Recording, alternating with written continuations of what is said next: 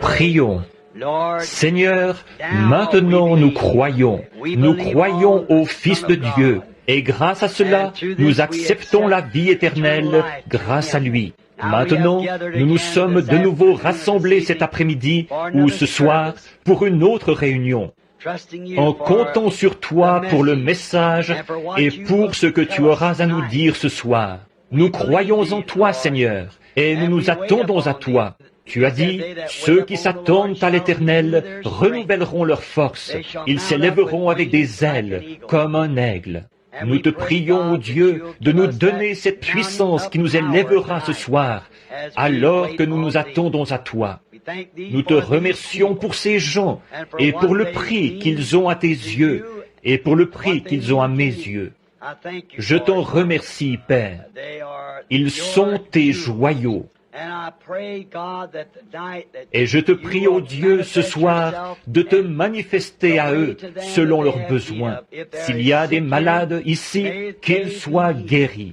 S'il y a un doute dans la pensée de quelqu'un, efface-le, Seigneur, et accorde-nous simplement ta présence et tes bénédictions, parce que nous en avons besoin, Seigneur. Tu es celui qui nous suffit entièrement. Et sans toi, nous ne pouvons rien faire. Nous te prions de recevoir nos actions de grâce pour tout ce que tu as fait. Au nom de Jésus-Christ, nous attendons avec impatience tes bénédictions. Amen. Vous pouvez vous asseoir. Eh bien, ce dimanche soir, c'est un tantinet plus frais ici que ça l'était dimanche soir passé. Nous sommes très reconnaissants à nos frères qui ont travaillé si fidèlement à cette installation. Je connais 2 ou 3 d'entre eux. Frère Mike Egan, que je vois au fond, frère Mike et frère Sothman. Frère, je crois, Roy Robertson et frère Woods et les autres.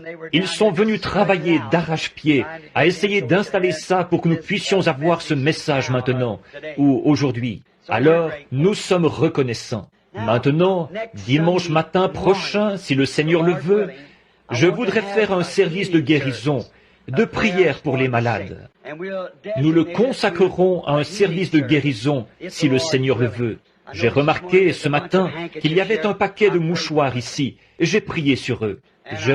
Pendant que vous priez et que vous chantiez, j'ai prié sur les mouchoirs, et là, il y en a d'autres ici ce soir. Donc nous croyons que Dieu guérit les malades. Il y a tant de glorieux témoignages de guérison parmi nous et partout dans le monde, et nous en sommes reconnaissants. Alors j'ai pensé, dimanche prochain, vu que je devrais m'absenter pour un petit bout de temps, et que nous nous en sommes beaucoup tenus à l'enseignement et du message là, j'ai pensé qu'il serait bon pour nous de faire un service de guérison, de prier pour les malades. Et nous avons confiance que Dieu nous donnera des moments glorieux. Maintenant, beaucoup d'entre vous devront faire de nombreux milles en voiture ce soir. Aussi, je parlais à des groupes de personnes à la cafétéria Blue Boar aujourd'hui, où j'ai pris mon repas de midi.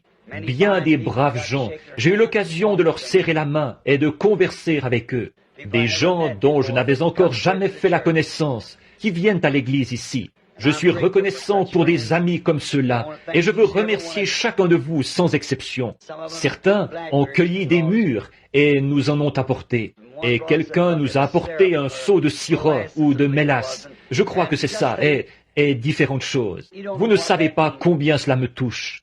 Et le matin, quand je sors de la maison, parfois l'autre matin, il y avait un frère là qui était vraiment dans la misère. Il n'avait pas de vêtements ni rien. Il voulait que j'aille lui chercher des vêtements.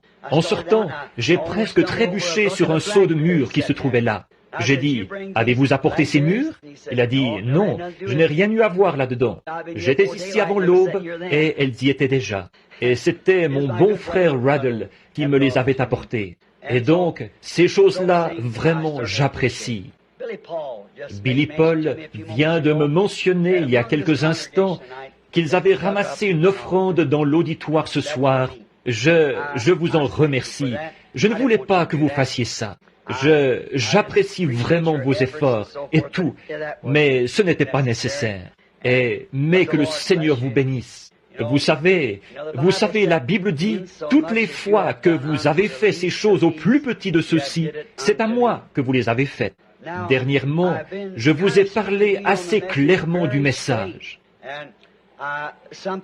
Certaines personnes pourraient avoir l'impression que je pense que Jésus va venir demain matin ou ce soir. Effectivement, je le pense. Je ne dis pas qu'il le fera. Et encore là, il se peut qu'il ne vienne pas avant la semaine prochaine.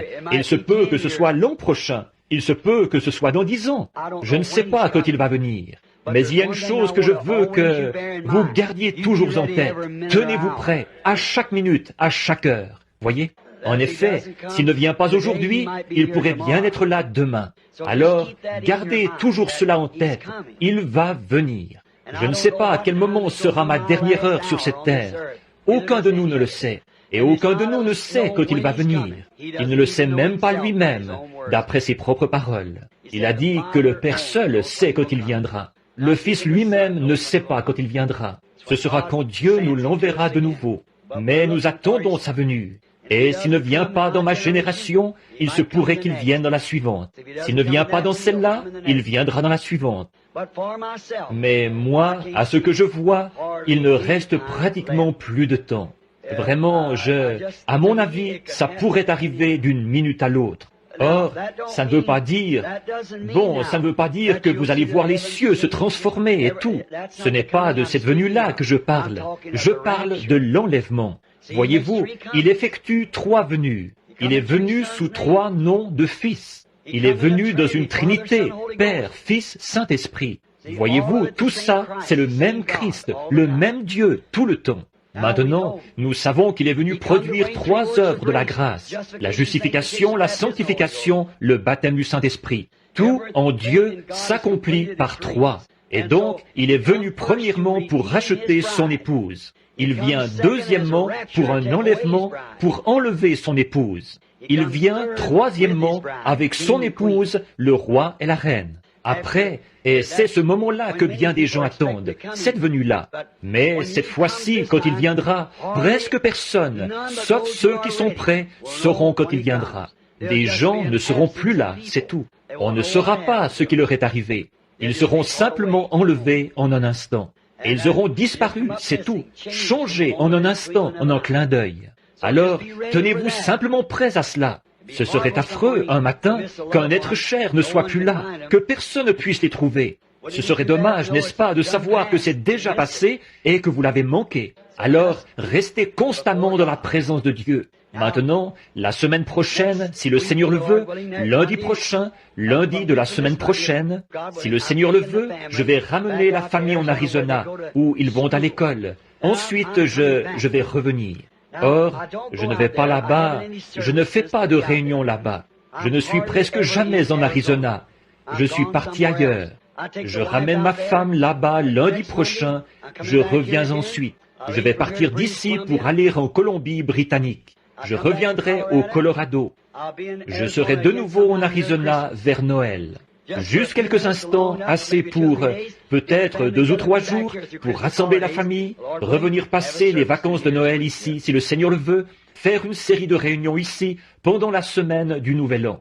Alors, donc, je suis ici pratiquement plus, je suis ici 10 fois plus que là-bas, parce que nous n'avons pas d'église ni de réunion là-bas. Nous n'avons rien là-bas. Alors, pour ce qui est de réunion à une église, ça, c'est un point qui est regrettable. Il n'y a pas d'endroit où je peux envoyer mes enfants pour qu'ils entendent ces messages, comme vos enfants peuvent les entendre ici. Et alors ça, c'est une chose qui nous manque là-bas. Mais ils sont tous en meilleure santé. C'est sec, chaud, sec comme climat, mais tous les enfants semblent être en meilleure santé. Moi, je n'y suis pas assez longtemps pour savoir si le climat est salubre ou s'il n'est pas salubre. Je suis toujours en déplacement. Je suppose que je suis un vagabond de naissance. Mon épouse m'appelle, je sais qu'elle est ici, alors je vais en entendre parler après la réunion. Vous vous en doutez tous. Comment est-ce qu'on appelle ça? Des vents mouvants ou des vents agités ou quoi donc? Quoi donc? Vous savez, des sables mouvants? Ou autrement dit, je suis toujours en déplacement. Ça fait maintenant 22 ans que je suis marié, et des fois j'ai l'impression d'être un étranger dans la maison, parce que je suis toujours obligé de partir. Mais j'attends l'heure où nous serons installés dans la patrie un jour. Mais pour le moment, le combat se poursuit. Alors, soyons en prière. N'oubliez pas, dimanche matin prochain, si le Seigneur le veut, amenez vos malades et ceux qui sont affligés. Venez tôt, trouvez-vous un siège, et probablement qu'il y aura un groupe de gens pour qui il faudra prier. Nous serons obligés de distribuer des cartes de prière. S'il n'y a pas assez de gens, nous ne distribuerons pas de cartes de prière. S'il y en a seulement assez pour former une petite ligne, par exemple 2 ou 3 douzaines, ou quelque chose comme ça. Mais probablement que nous distribuerons des cartes de prière, alors probablement que nous le ferons environ 1 heure avant la réunion, laquelle, je pense, commence, ce sera à 8 heures, à 8 heures ou 8h30 qu'ils distribueront les cartes de prière. Ils ouvriront l'église pour remettre les cartes de prière dimanche matin prochain. Et alors, assurez-vous d'être ici pour... Amenez vos bien-aimés, faites-les passer dans la ligne. On sera bien, à la fraîche, dans l'église, s'ils sont malades, et nous ferons de notre mieux pour prier pour eux. Merci encore pour l'offrande d'amour. Et maintenant, nous allons lire dans la parole de Dieu ce soir. Et nous préparer à cet événement, sa présence de nouveau pour nous apporter sa parole. Bon, nous savons que nous pouvons lire un texte, mais c'est Dieu qui doit en révéler le contexte. Voyez? Nous pouvons prendre un texte, mais c'est Dieu qui doit en révéler le contexte. Et maintenant, pendant que vous prenez dans le livre de Jérémie, au chapitre 2, je voudrais dire que je suis content d'avoir frère Livell avec nous, un précieux frère dans le Seigneur. Et je pense qu'il y a ici le frère ici, son nom m'échappe, frère Willard Grace. Et j'ai vu les frères de l'Arkansas, frère John et les autres de la région de Poplar Bluff, et frère Blair, et frère Jackson, et frère Ruddle, et il y en a tellement que je ne peux vraiment pas. Je souhaiterais pouvoir nommer tout le monde, mais je ne peux vraiment pas, et vous le comprenez. Frère Ben Bryant, je le vois assis ici. D'habitude, c'est lui qui est mon coin des Amen, pendant que tout le monde reconnaît Ben à sa voix, oui. Nous, une fois en Californie, je prêchais un message pour les baptistes dans la vallée. Il y avait une grande tente là-bas, et beaucoup de baptistes du genre plutôt aristocratique. Je n'arrivais pas à entendre le moindre amen nulle part. Vous savez, certaines femmes, par peur que le phare leur fondît sur le visage. Et puis, tout à coup, j'ai vu une paire de pieds à peu près grands comme ça, en l'air, et 2 grandes mains, et une chevelure noire qui s'agitait en s'écriant « Amen ». Il criait comme ça. J'ai regardé en bas, j'ai dit « Ben, où étais-tu » Il allait vraiment chercher son Amen. Je vois son épouse qui l'examine un peu. Eh bien, il en perd un peu de ses cheveux noirs, mais ça ne fait rien, vous savez. Ne vous en faites pas pour ça. J'ai perdu les miens il y a bien longtemps. Alors, maintenant, n'oubliez pas de prier. Maintenant, alors que nous abordons le côté sincère de la réunion, souvenez-vous, si nous lisons cette parole, alors Dieu bénira sa parole.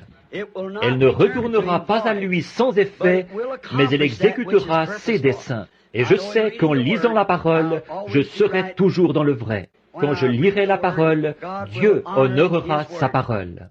Maintenant, levons-nous par respect pour sa parole. Jérémie, chapitre 2, les versets 12 et 13 de Jérémie 2. Cieux, soyez étonnés de cela. Frémissez d'épouvante et d'horreur, dit l'Éternel, car mon peuple a commis un double péché. Ils m'ont abandonné, moi qui suis une source d'eau vive. Pour se creuser des citernes crevassées qui ne retiennent pas l'eau. Maintenant, courbons la tête. Dieu bien-aimé, ta parole a été lue. Nous te prions d'honorer cette parole et de nous en donner ce soir la parabole ou le parallèle. Alors que nous regardons à une époque passée, à Israël, qui ont servi d'exemple. En effet, la Bible nous enseigne que nous pouvons voir comment tu les as traités quand ils ont obéi à la parole, voir comment tu les as traités quand ils ont désobéi à la parole, et apprendre ce que nous devons faire. Donc, nous te prions de nous parler ce soir d'une manière toute spéciale, pour que nous sachions comment nous conduire en ce jour dont nous avons appris ce matin que nous y vivions. Car nous le demandons au nom de Jésus. Amen. Vous pouvez vous asseoir.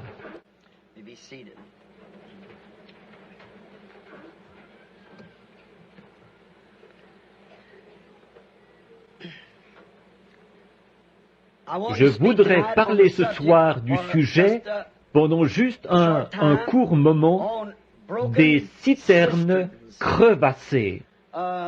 Israël avait commis deux grands péchés. Dieu a dit qu'il l'avait délaissé, lui, la source de la vie, et qu'il s'était creusé des citernes pour y boire. Or, c'est quelque chose, la raison pour laquelle j'ai pensé à ce sujet, c'est parce qu'il va dans le même sens que ce que je disais ce matin. Quant à l'heure où nous vivons et à la cause pour laquelle nous combattons. Et nous considérons Israël, qui a servi d'exemple, comme quoi ce que Dieu a été, il doit toujours rester le même. Et il n'y a qu'une seule chose que Dieu ait jamais honorée, c'est le moyen auquel il avait pourvu pour les gens. Et quand ils se sont détournés de ce moyen-là, alors Dieu a été déshonoré, et Dieu a fait souffrir les gens pour s'être détournés de ce qu'il leur avait dicté, quoi que cela ait pu être. Il leur a même donné une loi, ne prends pas, ne touche pas, ne goûte pas. Ce n'était pas seulement parce que c'était mal de faire ces choses, mais c'était mal de désobéir à ce qu'il avait dicté. Et il y a toujours, il ne peut pas y avoir de loi sans qu'il y ait une sanction attachée à cette loi. En effet, s'il n'y a pas de sanction, alors la loi n'a pas beaucoup de poids. S'il n'y a pas de peine qui est attachée, la loi. Or, nous constatons que ce qu'ils avaient fait à cette époque-là semble soutenir le parallèle avec ce que nous faisons aujourd'hui, ce que les gens d'Église font. Maintenant, nous voyons une chose étrange ici. Certaines personnes peuvent trouver étrange qu'il ait dit, ils se sont creusés des citernes crevassées. Bon, peut-être que certains d'entre vous ne savent pas ce qu'est une citerne. Combien savent ce qu'est une citerne? Eh bien, la plupart d'entre vous. Si vous avez été élevé dans une ferme, vous savez ce qu'est une citerne. Je m'en souviens, j'ai vu assez d'insectes qui venaient de là-dedans pour savoir ce qu'est une citerne. J'ai prêché dans les campagnes éloignées, là, dans un bosquet. Il y avait un gros pichet rempli d'eau de citerne posé là, d'eau de pluie, vous savez. Et elle prenait un peu d'âge comme... Et puis les insectes, la nuit, se retrouvaient là-dedans. Donc, je sais ce que c'est que de l'eau de citerne. Une citerne, c'est un endroit, quelque chose qu'on creuse dans le sol pour remplacer un puits. Les gens qui n'ont pas de puits, alors ils s'installent une citerne. Autrement dit, une citerne, c'est un réservoir fait de main d'homme, ou un puits fait de main d'homme dans le sol, que l'homme creuse pour recueillir l'eau, pour l'utiliser. Certains vont l'utiliser comme eau pour se laver, certains vont l'utiliser comme eau potable, et de différentes façons peut-être. Autrefois, à certains moments, tout ce qu'on avait comme eau provenait d'une citerne. On avait une espèce de vieux machin qu'il fallait tourner pour remonter l'eau. Il y avait des petits seaux attachés à ça pour puiser l'eau de la citerne. Eh bien, nous remarquons une chose au sujet de la citerne, qui la distingue du puits.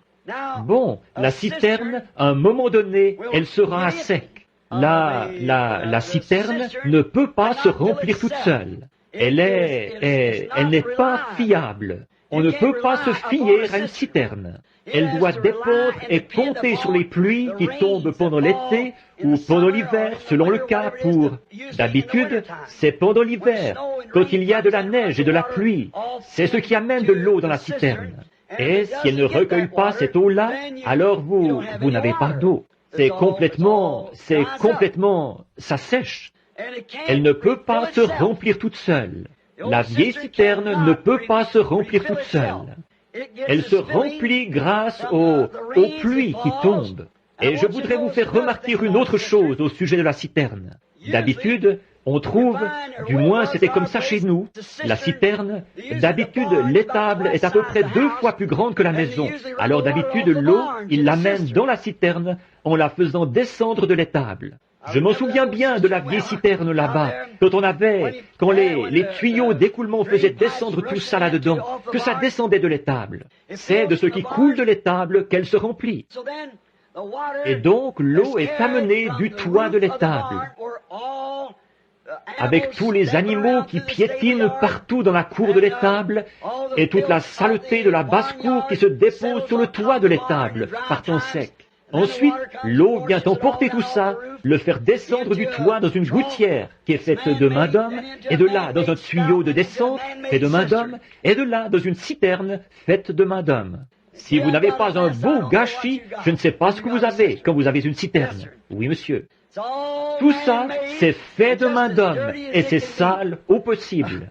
Vous savez, autrefois, on avait un chiffon qui servait de filtre sur la citerne. Avez-vous déjà connu ça? Il fallait mettre là-dessus un chiffon qui servait de filtre pour retenir tous les insectes et tout ce qui provenait du toit de l'étable et d'un peu partout autour, et qui passait d'ici à là pour se jeter dans la citerne. Donc, on mettait là-dessus un chiffon qui servait de filtre pour retenir toute la crasse et tout ce qu'on pouvait.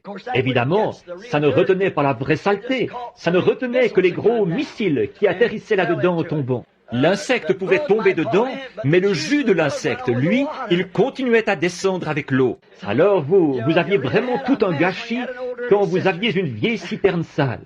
Au bout de quelques jours, quand on laisse l'eau là-dedans, elle devient stagnante.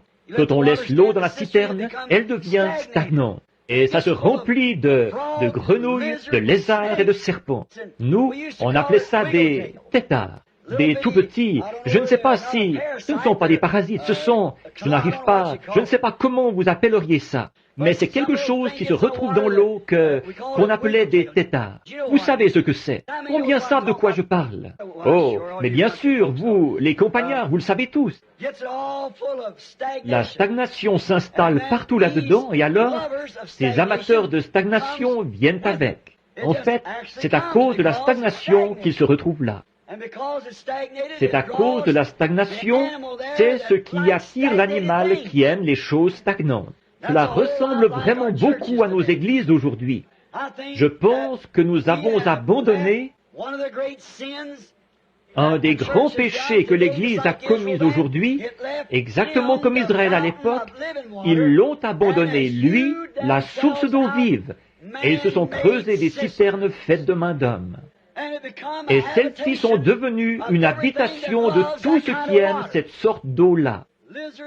Les lézards, les grenouilles et toutes sortes de germes malpropres y vivent, parce que c'est un réservoir fait de main d'homme. Et ces choses-là habitent dans ce réservoir, un exemple parfait de nos dénominations d'aujourd'hui. Maintenant, vous dites, « Frère Branham, pourquoi attaquez-vous si vivement ces gens-là? On devrait attaquer ça. Il faut attaquer ça. Fuyez la chose, parce qu'elle va finir par former la marque de la bête. Souvenez-vous, c'est la vérité.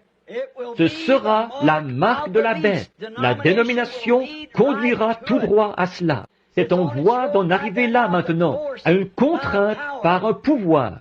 Considérez l'ancien empire romain. Voilà précisément ce qui les a conduits à cette marque de l'apostasie. Vous avez vu que personne ne pouvait acheter ni vendre sans avoir la marque de la bête. Il fallait l'avoir. Il y aura seulement 2 catégories de gens sur terre. Ceux qui auront le sceau de Dieu et ceux qui auront la marque de la bête. Seulement 2 catégories. Alors vous devrez avoir l'un ou l'autre. Ce sera une apostasie, une marque d'une religion apostate. Et il va y avoir une image à la bête. En étudiant cela, nous voyons que Rome a été, est et sera toujours la marque ou la bête. Exactement. Il n'y a pas moyen de le comprendre autrement. Rome. Et qu'est-ce que Rome a fait? Elle est passée de la Rome païenne à la Rome papale et a organisé un système universel où tous étaient contraints d'adhérer à cette religion-là, sans quoi ils étaient mis à mort. Et c'est étrange de voir que les États-Unis entrent en scène, et ils sont comme un agneau, et un agneau avec deux petites cornes, les droits civils et ecclésiastiques. Et au bout d'un moment, alors qu'il avait été un agneau, nous voyons qu'ensuite il parlait comme un dragon, et qu'il exerçait toute l'autorité que le dragon avait eue avant lui. Et la Bible nous dit qu'il disait, faisons une image à la bête.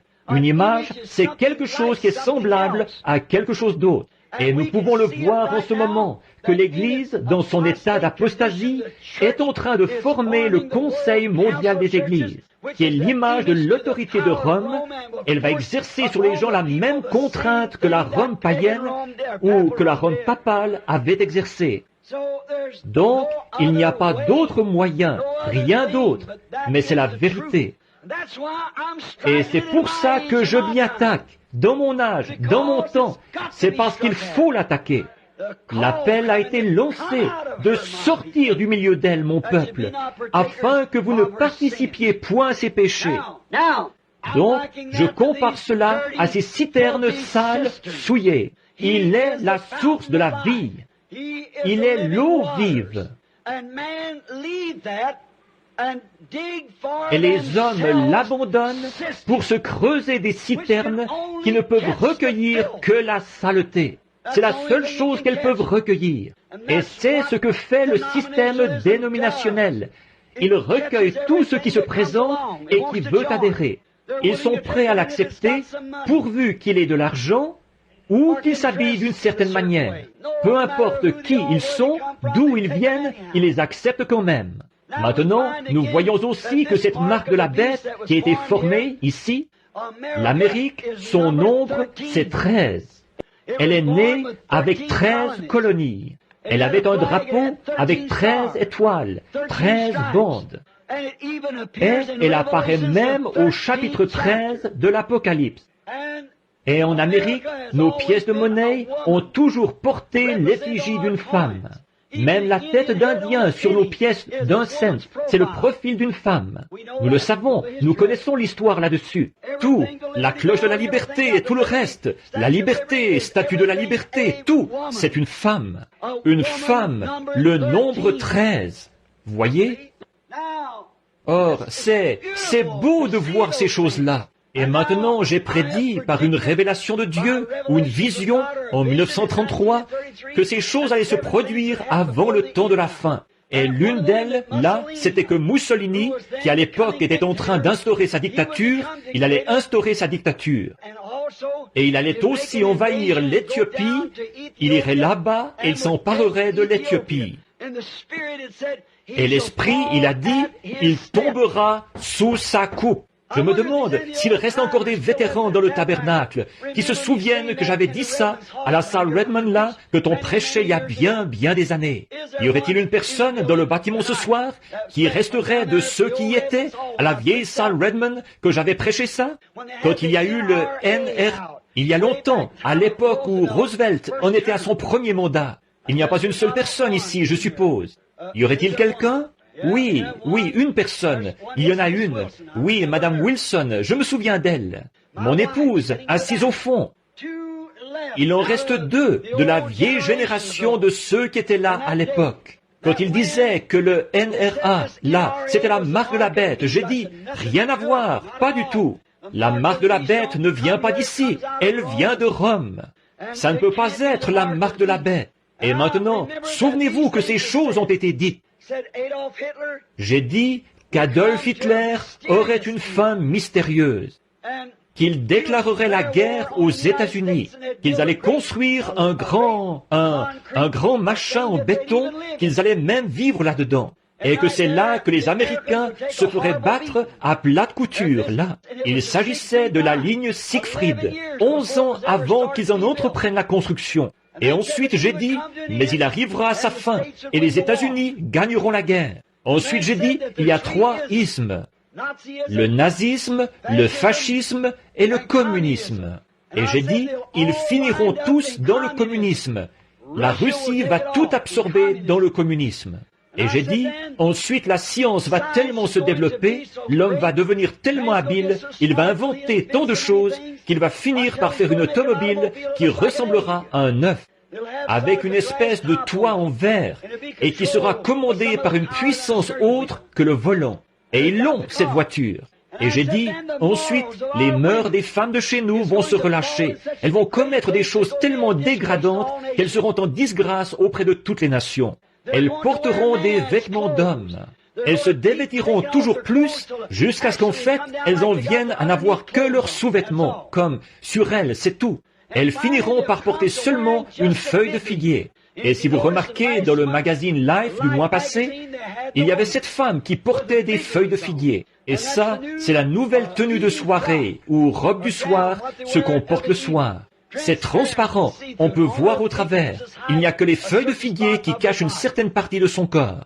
Avec des maillots de bain sans bretelles, ou bretelles qui n'ont pas de bretelles. Le haut laisse le corps découvert. Et ces choses-là se sont effectivement produites. Ensuite, j'ai vu une femme s'élever aux États-Unis comme une grande reine ou quelque chose comme ça. Et elle était belle à voir, mais elle avait le cœur mauvais. Et elle a entraîné la nation qui s'est retrouvée sous sa coupe. Ensuite, finalement, il m'a dit de regarder de nouveau vers l'Est. Et à ce moment-là, j'ai vu, on aurait dit que le monde avait explosé. Tout ce qu'il y avait à perte de vue, c'était des bouts de bois et des rochers fumants qui avaient été projetés de la terre sous le coup de l'explosion. Et ces choses-là devaient se produire avant la fin du monde. Et 5 des 7 choses se sont déjà produites au cours des 33 ans.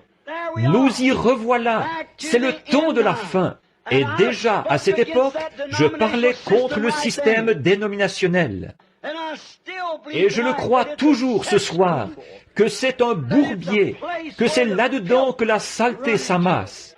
Je n'arrive pas à croire que Dieu prendrait une chose pareille pour faire partie de son Église. Parce qu'il faut qu'elle naisse de l'Esprit de Dieu et qu'elle soit purifiée avant de pouvoir être appelée sienne. Le corps mystique de Christ, c'est par le baptême que nous y entrons, par le baptême du Saint-Esprit. Oui, certainement que ce système de citerne est un exemple parfait de la dénomination.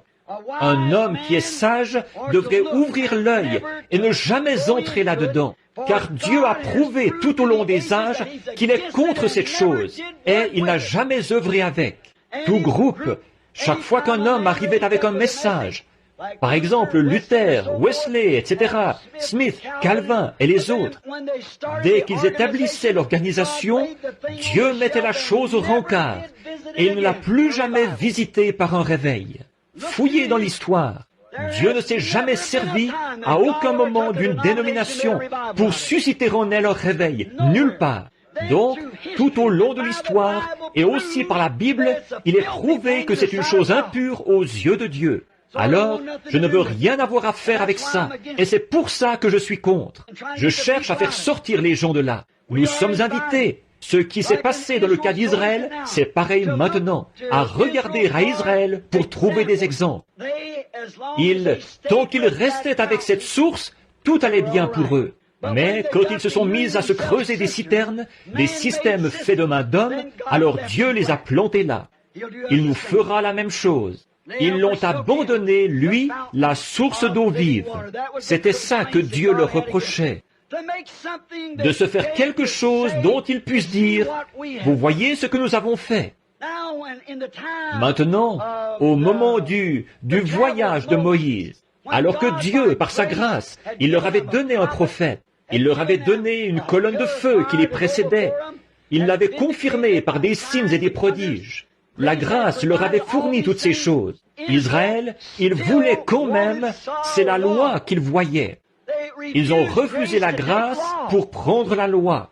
C'est précisément ce que les gens font aujourd'hui. Ils refusent la parole pour prendre un système dénominationnel, parce que là-dedans, ils peuvent faire ce qu'ils veulent et s'en tirer. Mais vous ne pouvez pas faire ça en Christ. Vous devez faire une coupure claire et nette pour pouvoir être en Christ.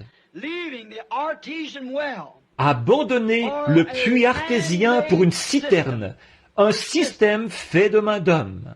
Pouvez-vous imaginer que quelqu'un ferait une chose pareille? Pouvez-vous imaginer l'état mental d'une personne qui serait à même de boire un puits artésien d'eau fraîche et qui abandonnerait ça pour une citerne faite de main d'homme, avec des grenouilles, des lézards, des têtards et tout le reste dedans? Ça ne semble même pas tenir debout, côté bon sens. Mais c'est précisément ça que les gens ont fait. Ils ont abandonné la parole, la véritable source de Dieu et de sa puissance, pour boire à des citernes et pour se faire des citernes. Ce qu'ils avaient fait à l'époque, ils ont fait la même chose aujourd'hui. Ils disent, il a dit, ils m'ont abandonné. C'est ce qu'il a dit ici dans Jérémie 2, 14 ou 13 plutôt. Il a dit, ils m'ont abandonné, moi, la source d'eau vive. Maintenant, nous voyons ce qu'est une citerne. Nous voyons ce qu'elle recueille. Nous voyons comment elle est construite. C'est quelque chose qui est fait de main d'homme, qui vient d'un toit sale. L'eau qui descend, elle tombe sur un toit sale. Elle ne fait qu'emporter ce qu'il y a sur le toit. Le faire passer dans une gouttière faite de main d'homme, dans un tuyau de descente fait de main d'homme, jusque dans un réservoir fait de main d'homme. Et toute la saleté s'accumule là-dedans. Et les microbes, les lézards, les grenouilles, et tout ce qu'il y a dans la contrée, ils aiment ça.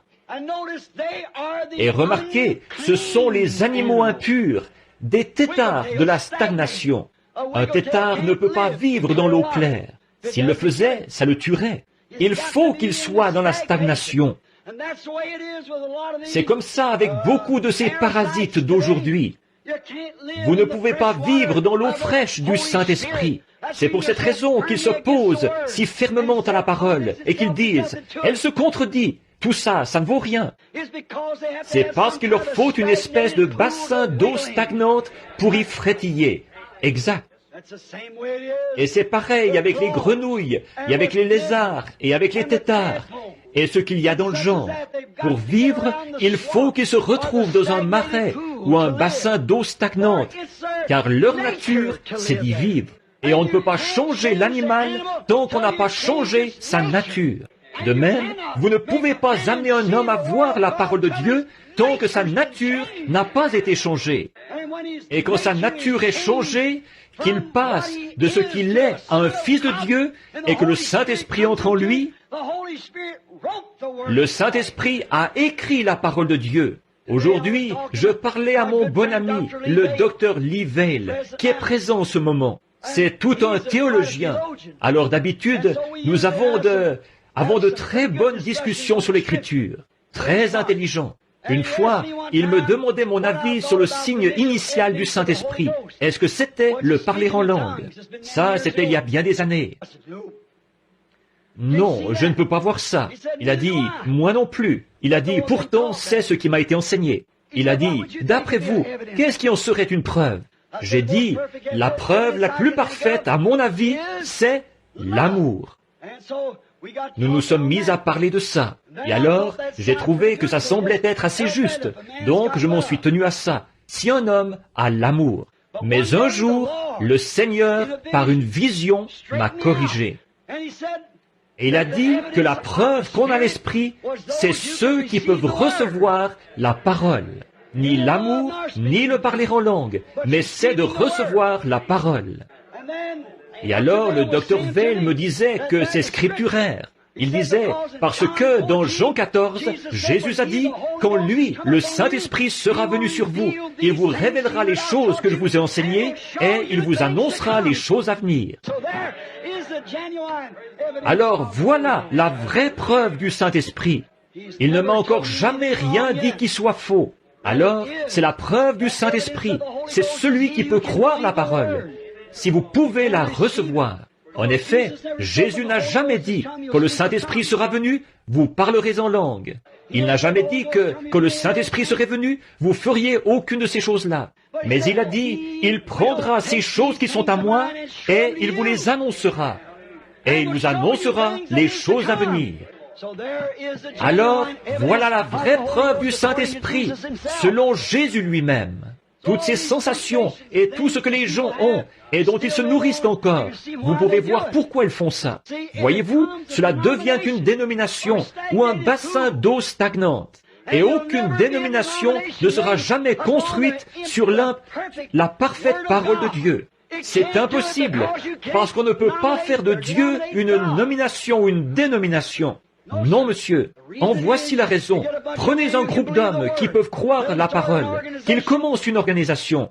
Tout à coup, au bout d'un an, il y a une bande de riquis là-dedans à qui on ne peut pas faire entendre raison. C'est eux qui ont l'emprise et on ne peut rien y faire.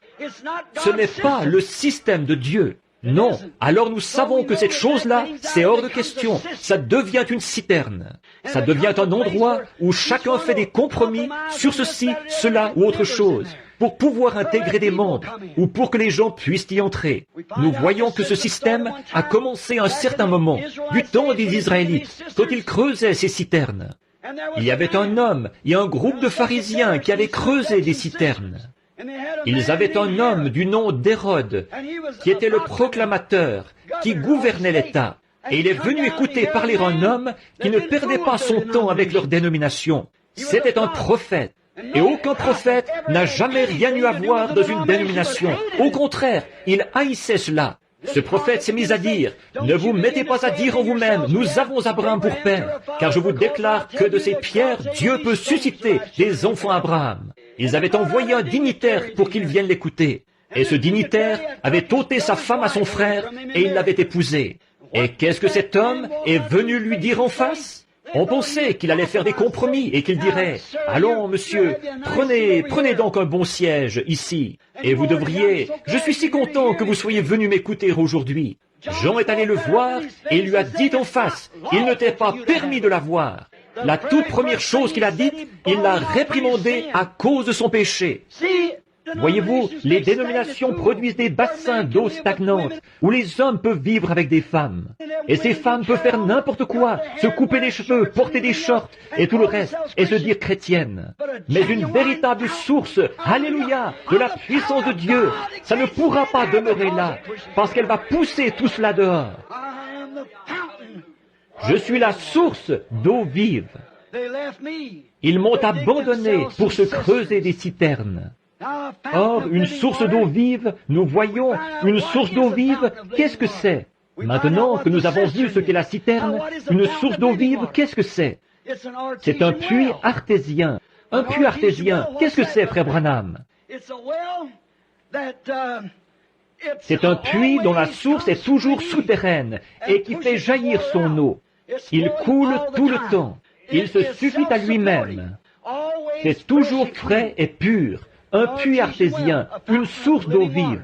Ce n'est pas mort et en stagnation, c'est vivant. C'est toujours en changement, produisant quelque chose de neuf tout le temps. Avançant, puisant dans ses ressources. Il puise ses ressources au fond de lui-même.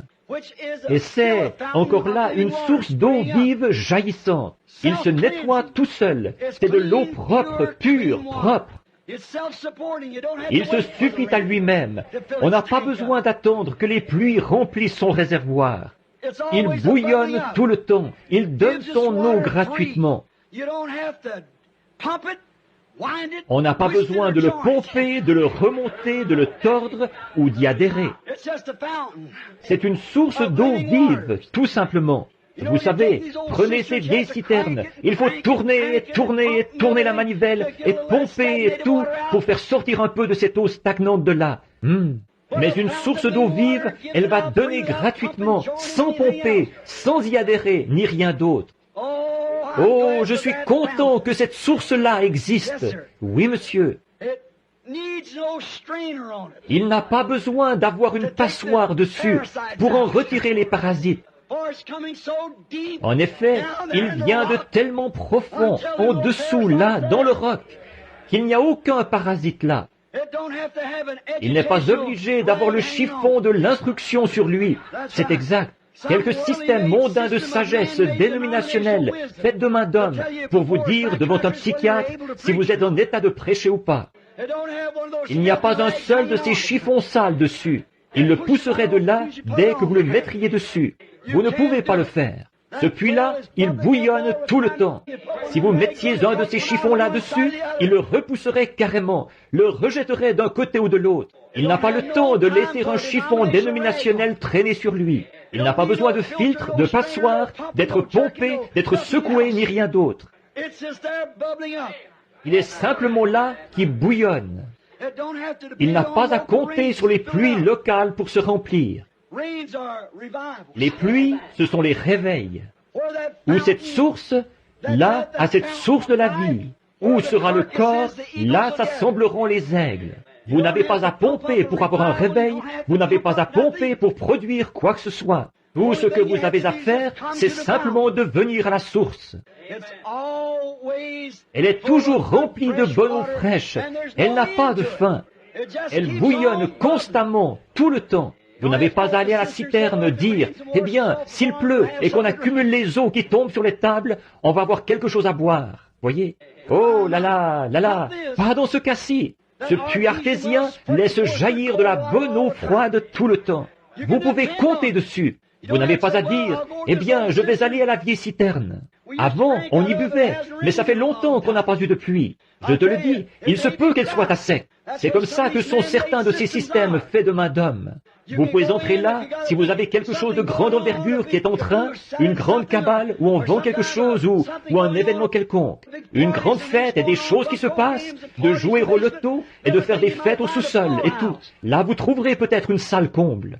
Mais quand vous allez à l'endroit où cette fontaine bouillonne, c'est toujours, les gens sont là à boire de la bonne eau froide. Vous pouvez compter là-dessus. Vous dites, ça fait 10 ans qu'ils n'ont pas eu de réveil. Si vous vivez près de cette source, elle est toujours en réveil. Comme le disait le petit Gallois, où, une fois, à l'époque du réveil du pays de Galles, des dignitaires étaient venus des États-Unis.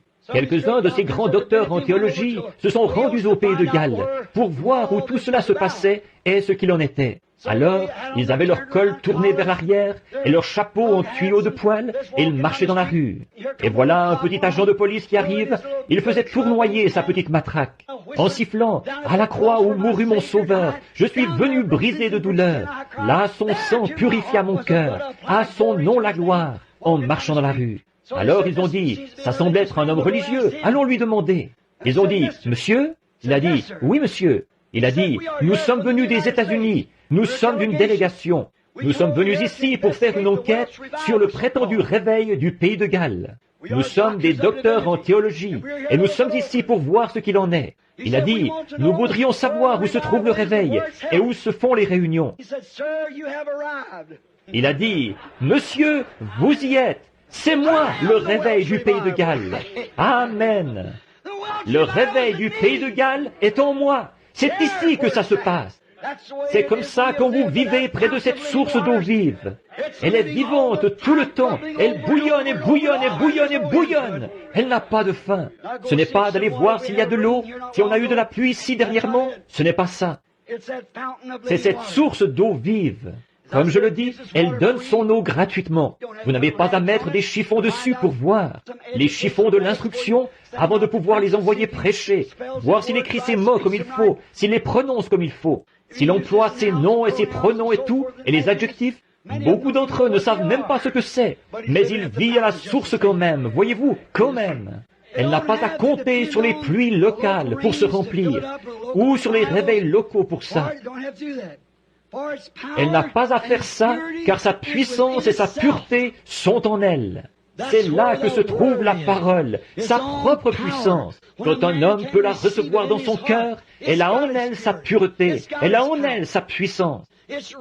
Tout cela se trouve dans la parole même, et cela fait jaillir la vie. Quand Israël s'en éloignait, c'est là qu'ils avaient des ennuis. Chaque fois qu'ils s'en sont éloignés, ils ont eu des ennuis. C'est pareil pour nous maintenant. Quand le réveil n'est plus en contact avec cela, alors il est inutile. Il se creuse des puits ou des citernes d'eau stagnante, et voilà, c'est parti. Mais il leur est toujours venu en aide. Les murmures à la mer Rouge, là, quand ils ont murmuré, pourtant, malgré tout ça, il avait promis, il leur avait fait une promesse. Il aurait dû les faire retourner là-bas tout de suite, selon notre façon de voir à nous, mais il avait promis de les emmener de l'autre côté. Qu'est-ce qu'il a fait? Aux enfants d'Israël, il leur a fourni la colonne de feu et tout, comme confirmation, leurs prophètes. Et ils les ont conduits là-bas jusqu'à la mer. Et il y a toujours des ennuis qui se présentent pour s'opposer à cela. Et là, Pharaon est arrivé avec son armée. Et savez-vous ce que Dieu a fait? Il a simplement ouvert cette citerne rouge d'eau stagnante. La mer morte, c'est la chose la plus morte du monde. Elle est vraiment morte, elle est stagnante, rien ne peut y vivre. Et il l'a ouverte et il les a mis en liberté de l'autre côté. Il les a amenés là où ils n'auraient pas d'être liés par une chose pareille. Dans le désert, ils ont vu qu'ils ne pouvaient pas compter sur les réservoirs. Ceux-ci étaient à sec. Ils ont vu, ils allaient d'une mare à l'autre. Quand ils étaient dans le désert, ils mouraient de soif. Ils voulaient à boire. Ils allaient à ce réservoir-ci, un étang, il était à sec. Ils allaient ailleurs, c'était à sec. Ils ne pensaient plus pouvoir un jour trouver à boire. Et alors, à l'endroit le plus invraisemblable de tout le désert, c'est là qu'ils ont trouvé l'eau. Elle était dans un rocher. Elle était dans un rocher. L'endroit le plus invraisemblable où un homme puisse trouver de l'eau, c'est bien dans un rocher sec au milieu d'un désert. Mais vous voyez, Dieu fait ce genre de choses, à l'endroit le plus invraisemblable, de la façon la plus inhabituelle. Ça s'est toujours passé comme ça. Ils pensent qu'il faut qu'on ait un grand rassemblement de dénominations. Ils se réunissent tous, que ça fourmille de gens et tout, que ça collabore par milliers et tout, comme ça, pour avoir un réveil. Parfois, Dieu va prendre le petit homme qui ne sait même pas son alphabet.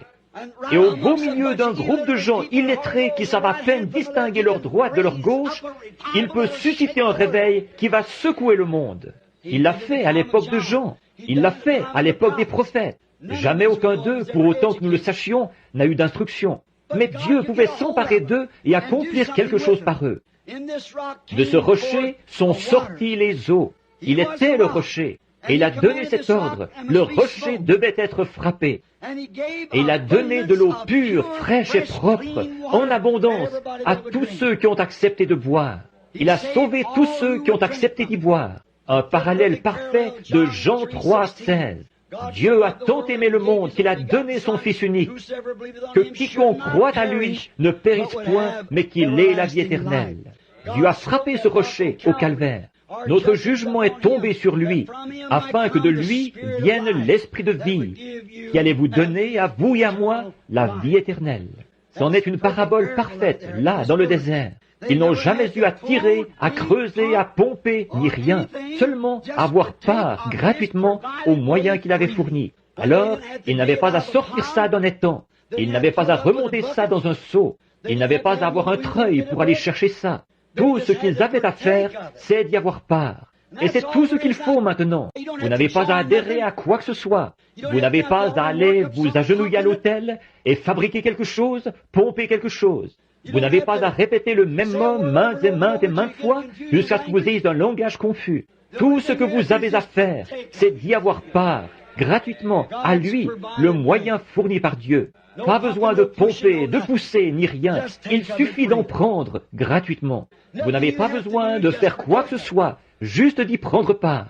C'est-à-dire juste de le croire. C'est tout ce que je peux dire là-dessus. Ils n'ont jamais rien eu à faire pour ça. Ils n'ont jamais eu à creuser pour l'obtenir. Ils n'ont jamais eu à s'agenouiller et pleurer toute la nuit pour l'obtenir. Ils y ont simplement eu part.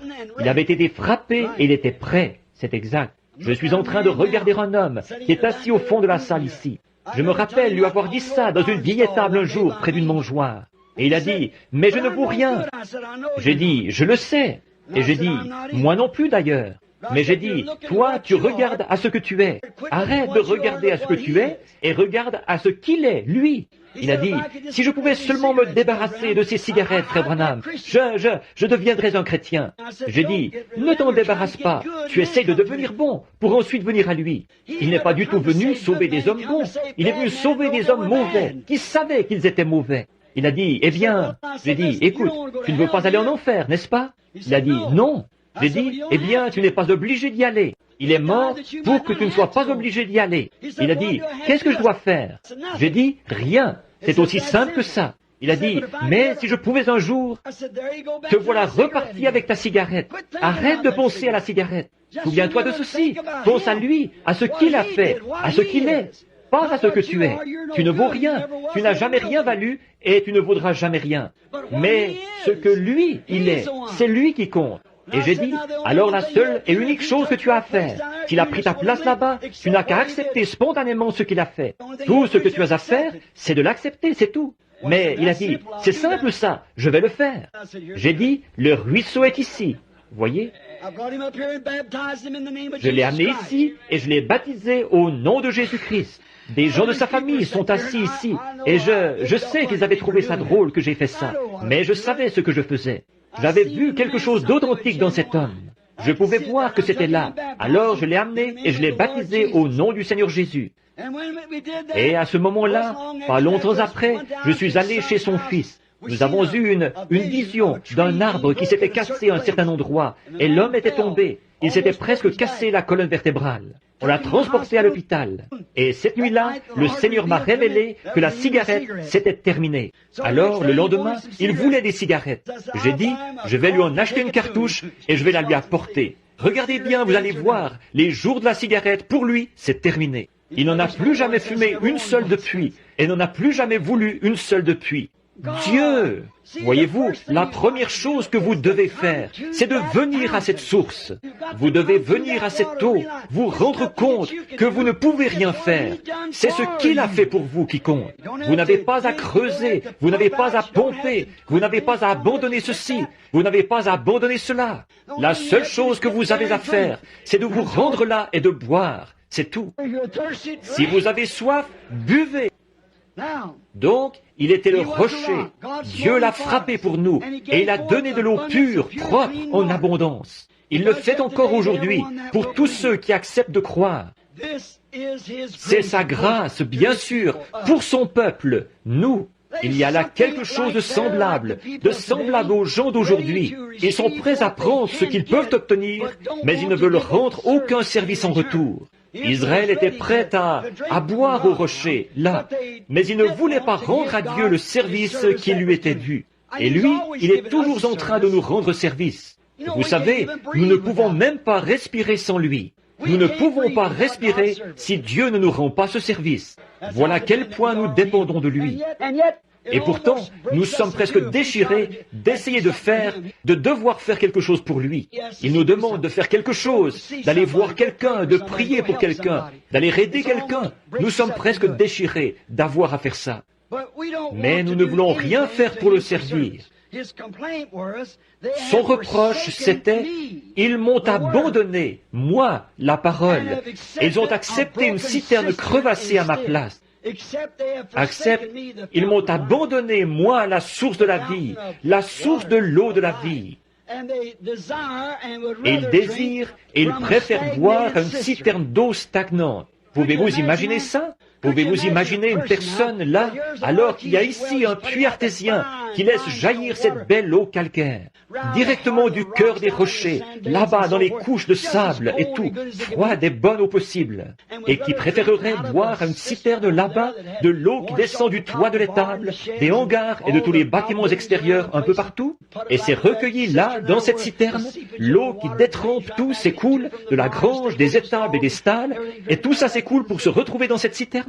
Et ensuite, nous boirions à ça plutôt que d'aller au puits artésien. Il y aurait quelque chose qui clocherait côté mental chez cette personne. C'est exact. Et quand un homme ou une femme est prêt à soutenir une dénomination qui permet de se couper les cheveux, de porter des shorts, le maquillage et toutes ces autres choses, et une espèce de petit programme et tout ce désordre, et où on peut aller au bowling et toutes ces absurdités-là, et qu'on tolère ça, et qu'ils aiment plus ces choses que la parole de Dieu à l'ancienne mode, qui coupe et qui taille, et qui transforme les femmes en dames, et qui les prend et les fait s'habiller comme il faut, et se conduire comme il faut, qui vous débarrasse de la cigarette et du tabac, et de jurer et de blasphémer, et de mentir et de voler, et qui enlève de vous tout ce qui est du monde, pour vous donner quelque chose qui est une satisfaction parfaite. Pourquoi un homme ou une femme se tournerait-il vers quelque chose comme ça pour y chercher une consolation? Comment pouvez-vous trouver une consolation là-dedans? Comment pouvez-vous boire de l'eau fraîche à une citerne d'eau stagnante? Pourquoi une personne, si une personne allait à une citerne d'eau stagnante pour y boire, alors qu'il y a un puits artésien accessible, vous diriez, il a le cerveau dérangé, cet homme-là. De même, si une femme ou un homme va à un endroit pareil pour y chercher une consolation, il y a quelque chose qui cloche spirituellement chez cette personne-là. Ils ne veulent pas la parole. Cela montre que leur nature est encore celle d'une grenouille ou d'un tétard ou quelque chose. C'est exact. Quelque chose de cette nature-là qui aime ce bassin d'eau stagnante. Parce que ces choses-là ne vivront pas dans un bassin d'eau fraîche. Elles ne peuvent pas. C'est de l'eau fraîche. Elles ne peuvent pas. Donc, le reproche, c'était qu'ils l'avaient abandonné. Et aujourd'hui, ils ont fait la même chose. Maintenant, regardez la femme au puits. Eh bien, elle est arrivée à la citerne de Jacob. Et c'est là qu'elle allait puiser son eau, depuis toujours, à la citerne de Jacob. Mais la citerne de Jacob, la dénomination, ce qu'on l'appellerait, parce qu'il en avait creusé 3, et celle-là, ce n'était une qu'il avait creusée. Or, cette femme, elle avait de grandes choses à raconter. Elle a dit, « Bon, notre père a creusé ce puits, Jacob. Il y a bu, et ses troupeaux y ont bu, et tout. N'est-ce pas suffisant ?»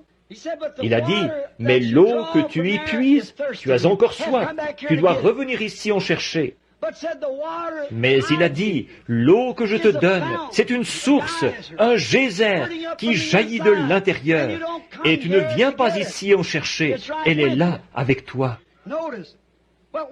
Remarquez, mais quand elle a découvert qu'une source scripturaire lui avait parlé, par un signe scripturaire qu'elle attendait, elle a quitté ce système dénominationnel de Jacob et elle n'y est plus jamais retournée, parce qu'elle avait trouvé le vrai rocher. Voyez, elle est allée à la ville en courant. Pour elle, le péché c'était fini. Elle n'était plus une femme impure. Elle a dit, « Venez voir qui j'ai trouvé, un homme qui m'a dit ce que j'ai fait. Ne serait-ce point le Christ ?» Elle, cette citerne, elle avait peut-être fait l'affaire, elle avait eu son utilité. Maintenant, elle était venue à la source véritable. La citerne avait fait l'affaire jusqu'à ce que la source véritable soit ouverte. Mais quand la source véritable est arrivée, la citerne a perdu sa vigueur. Cette femme a découvert qu'il y avait un endroit meilleur où boire. Et il y a un endroit meilleur. Il y a un endroit meilleur et c'est en Christ. Dans Jean 7, 37 et 38, Jésus a dit, le dernier jour de la fête des tabernacles, « Si quelqu'un a soif, qu'il vienne à moi et qu'il boive. » Ils se réjouissaient tous. Ils avaient un petit jet d'eau qui sortait de sous l'autel et là, ils y buvaient tous pour célébrer la fête. Et ils disaient, nos pères ont bu au rocher spirituel dans le désert. Voyez-vous, ils s'étaient creusé une citerne de l'eau stagnante qu'ils avaient pompée de quelque part et qu'ils faisaient jaillir sous le temple, là. Et ils se rassemblaient tous autour de cette eau, ils en buvaient et ils disaient, il y a bien des années, nos pères ont bu dans le désert. Jésus a dit, « Je suis ce rocher qui était dans le désert. » Ils ont dit, « Nous avons mangé la manne du ciel, Dieu l'a fait descendre. » Il a dit, « Je suis cette manne. » Cette source, c'était lui, il était au milieu d'eux. Ce pain de vie était au milieu d'eux. Et malgré tout ça, ils n'en ont pas voulu. Ils préféraient avoir leur citerne. Parce que l'homme avait construit celle-ci et Dieu avait envoyé celle-là. Voilà précisément la différence. Il s'était creusé des citernes. Il a dit, si quelqu'un a soif, qu'il vienne à moi et qu'il boive. Il est cette source. Et comme dit l'Écriture, des fleuves d'eau vive couleront de son sein. Oh, il est ce puits artésien. Des fleuves d'eau vive couleront de son sein ou du plus profond de son être. Il est ce rocher qui a été le rocher d'Agar au temps de la détresse, quand son bébé était sur le point de mourir, qu'elle avait été chassée du camp et qu'elle était là-bas avec le petit Ismaël. Sa réserve d'eau dans la citerne qu'elle portait était épuisée. Elle a couché le petit Ismaël, elle s'est éloignée à une portée d'arc, et elle a pleuré. Et, parce qu'elle ne voulait pas voir mourir le bébé. Et tout à coup, l'ange de l'Éternel a parlé, et elle a trouvé Beersheba, le puits qui jaillissait là-bas, et il jaillit encore aujourd'hui. Il a été le Beersheba d'Agar, le rocher là-bas dans le désert. Ce rocher était ici, dans la source remplie de sang. Ce jour-là, il était là dans le temple. L'heure de la tempête. Dans Zacharie chapitre 13, il était cette source ouverte dans la maison de David pour la purification et pour le péché, la purification du péché. Il était cette source. Et dans le psaume 36, 9, il était la source de vie de David. Il est encore cette source dans la maison de David. Et il est celle du poète. Dans son cœur, là, le poète a dit, il y a une source remplie du sang, des veines d'Emmanuel. Tout pécheur plongé dans ce flot est lavé de tout péché. Il est cette source de la vie, cette source d'eau. Il est la parole de Dieu. Les gens des derniers jours l'ont abandonné, lui, la vraie parole, l'eau de la vie. Et ils se sont creusés des citernes dénominationnelles. De nouveau, ils ont taillé, creusé. Or, nous voyons qu'ils ont eu des citernes crevassées. Et puis, cette citerne-là, elle est remplie de germes d'incrédulité, de fanfaronnades d'incrédulité, de programmes pédagogiques et de toutes ces choses qui sont contraires aux promesses de Dieu. Ce sont des douteurs de la parole. Or, ces citernes qu'ils ont, la Bible dit qu'elles étaient crevassées. Une citerne crevassée, c'est une citerne qui coule, elle sointe. Qu'est-ce qu'elle fait? Elle sointe dans un bourbier religieux appelé le Conseil mondial des Églises. Et c'est là que la citerne crevassée les mène. Tout ça parce qu'ils l'ont abandonné, lui, et qu'ils, la source d'eau vive, et qu'ils ont construit ces citernes. Ils se creusent des grands systèmes de séminaires, de savoir, d'instruction et tout. Voilà le genre de citerne qu'ils creusent aujourd'hui. Un homme doit avoir un doctorat en philosophie, ou un doctorat en droit, ou licence en lettres, ou quelque chose comme ça, avant même qu'il puisse aller prêcher. Des citernes qui ont été remplies d'une théologie faite de main d'homme. Ils les font entrer dans ces grandes écoles de haut savoir. Et là, ils leur injectent leur propre théologie faite de main d'homme, et les envoient avec ça. Quel jour que celui où nous vivons, des citernes faites de main d'homme. Ce n'est pas affligeant ce n'est pas étonnant que la chose soit devenue une puanteur. Oh là là, c'est parce que les gens boivent là. Et quand les gens veulent avoir de la joie aujourd'hui, qu'est-ce qu'ils font?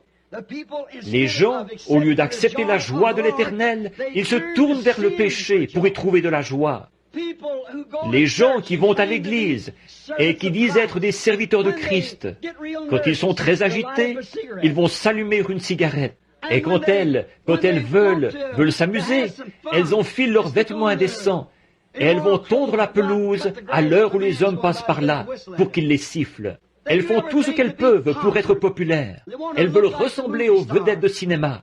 C'est ça leur joie. Alors que Jésus a dit, « Je suis celui qui leur suffit ». La raison pour laquelle ils se tournent vers ces choses, c'est parce qu'ils ne veulent pas boire à cette source. Ils l'ont rejetée. Ils ne veulent pas y boire. Ils adhèrent à une espèce de système fait de main d'homme. Une espèce de citerne remplie de toutes sortes de choses stagnantes, où ils peuvent aller comme ça. Hier, nous avons emmené les enfants sur la rivière. Je crois que c'était samedi matin. Nous y sommes allés. Billy était allé pêcher en bateau. Et nous avons emmené les enfants, mon petit-fils et les autres, ma fille et mon petit garçon, et nous sommes allés à la rivière pour nous promener en bateau. On ne pouvait même pas se promener en bateau sur la rivière, tant il y avait de gens souillés, sales, crasseux, là sur la rivière à moitié nus, et qui faisaient n'importe quoi. Un bateau est passé près de nous, une bande de jeunes garçons de 12, 14 ans, chacun avec une canette de bière à la main et une cigarette. Ils appellent ça s'amuser. Oh là là, combien de temps ce monde peut-il subsister avec un système pareil? Ensuite, pour se débarrasser de la pensée qu'à leur mort ils iront en enfer, ce qu'ils font, c'est qu'ils vont adhérer à l'une de ces citernes faites de main d'homme. Donc, c'est cette même race de gens qui est rattachée à cette citerne. Ce n'est rien d'autre qu'une bande de têtards du monde impurs, souillés. Et ils s'associent à cela, parce que, comme ma vieille mère le disait autrefois, qui se ressemble, s'assemble. Ils ne veulent pas venir à la source, être purifiés de cette vie de péché. Ils veulent vivre là-dedans, tout en continuant à affirmer qu'ils sont chrétiens. Pourquoi? Ils se sont détournés de lui, la véritable source de la joie, de la vie, d'une vie et d'une satisfaction parfaite. C'est pour cette raison-là qu'ils l'ont fait, c'est parce qu'ils veulent adhérer à ça.